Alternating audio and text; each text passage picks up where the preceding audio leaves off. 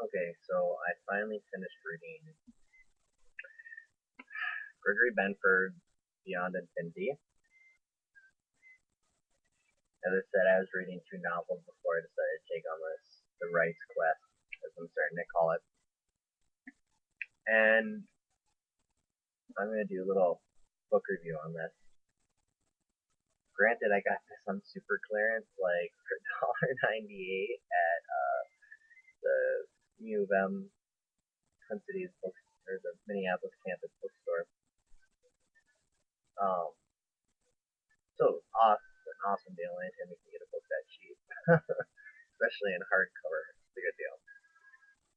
So anyway, book was started off good, was interesting, but then like with most science fiction, I kind of got lost in the middle. It kind of got alternate dimensions, physics, you know, theories of the time. I mean, it's just mathematics. Um, it just got really heady.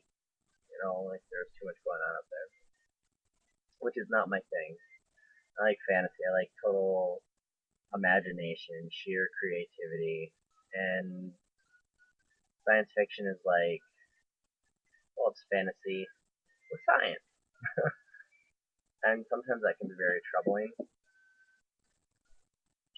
However, I think that in this case, I don't know. I was once told that you should always assume that an author does everything on purpose. Now, having written things before and having people read them, and come back with something completely different than I intended.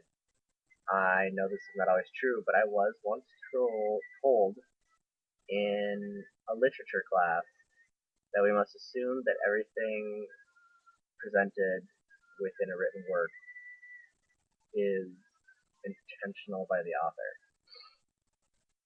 I get what this means, but in life, and this is one of the contexts of this book that I did like, is that there is no greater intelligence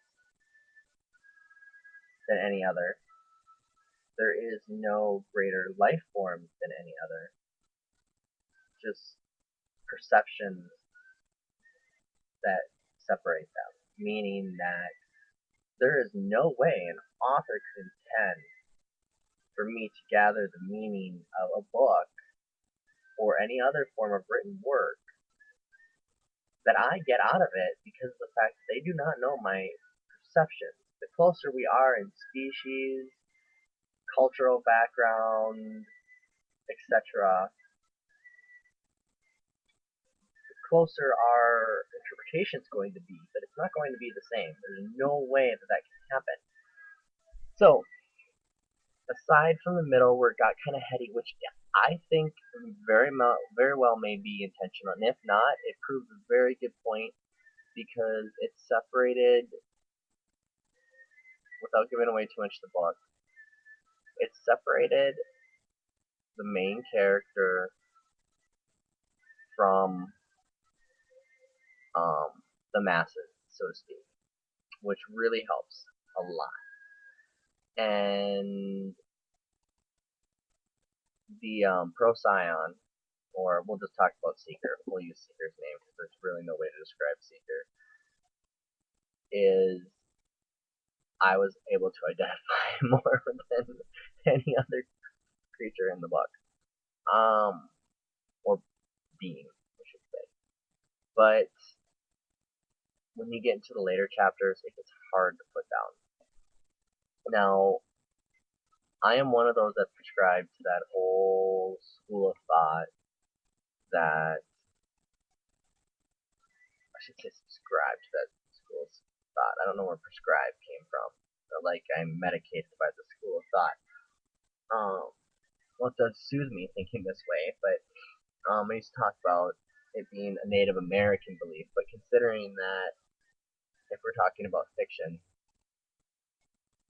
we should and especially on the level of this book, I'm just going to refer to it as that James Cameron Avatar, not to be mistaken with Avatar: The Last Airbender philosophy.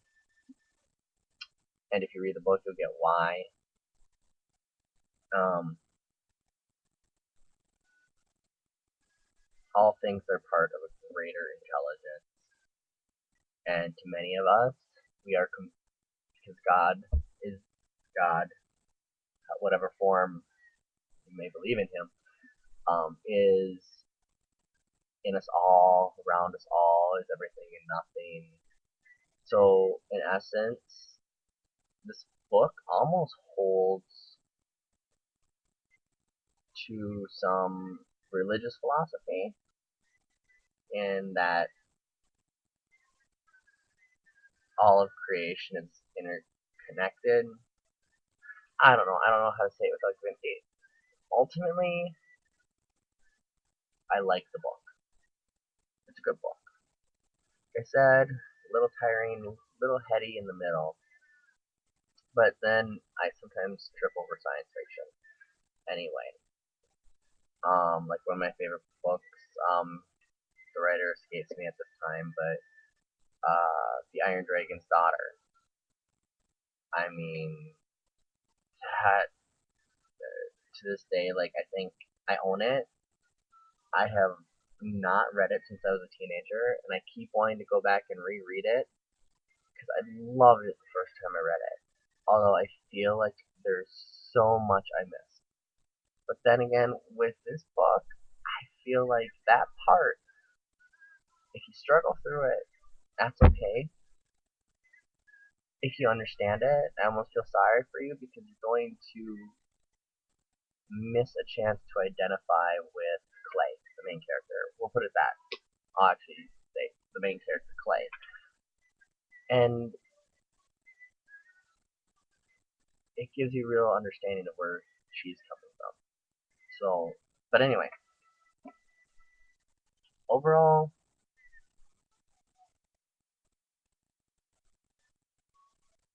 it was very well written. It did elicit an emotional response, although not overly strongly. It's not like, one of those things that made me cry. If you can make, books are one of the few things that can do that. It did not make me feel overly elated. I was not sad when it ended. I mean, it ended at the appropriate time, but good writing, good imagination. Um, there were little areas and the characters that were a little too vague for my taste, but maybe that's again the science fiction genre. I don't know. I'm not a huge science fiction genre person, but I would have to say for Gregory Benford's Beyond Infinity,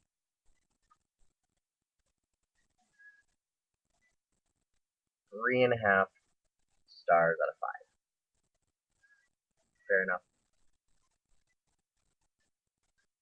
I think so. So anyway, that's it.